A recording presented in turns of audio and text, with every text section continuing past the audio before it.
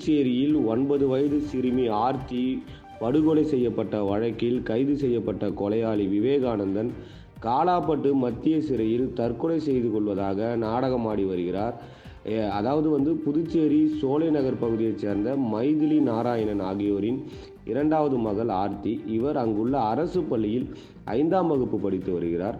கடந்த 2ஆம் தேதி மதியம் வீட்டின் அருகே விளையாடி கொண்டிருந்த போது மாயமான நிலையில் இது குறித்து காவல்துறையினர் பல்வேறு இடங்களில் தேடியும் கிடைக்காத நிலையில் அவரது வீட்டின் அருகே உள்ள கால்வாயில் உடல் முழுவதும் வேஷ்டி சுற்றப்பட்ட நிலையில் பிணமாக கிடந்தார்.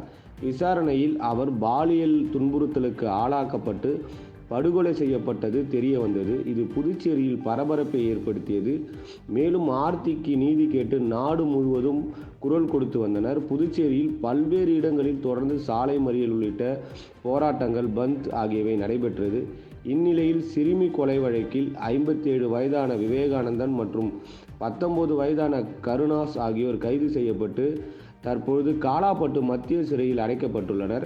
அங்கு கைது செய்யப்பட்ட கொலையாளிகள் இருவரும் தனி அறையில் அடைக்கப்பட்டுள்ள நிலையில் விவேகானந்தன் சிறையில் அடைக்கப்பட்ட நாள் முதல் தினம்தோறும் குளிக்கும் சோப் சாப்பிடுவது, சாகப் போகிறேன் என்று கூறி மூக்கை மூடிக்கொள்வது, சட்டையால் முகத்தை மூடிக்கொள்வது, சட்டையால் கழுத்தை இறுக்கிக் கொள்வது என தினம்தோறும் தற்கொலை நாடகமாடி சிறை ஊழியர்களை தொந்தரவு செய்து வருவதாக சிறை கண்காணிப்பாளர் பாஸ்கர் தகவல் தெரிவித்துள்ளார்.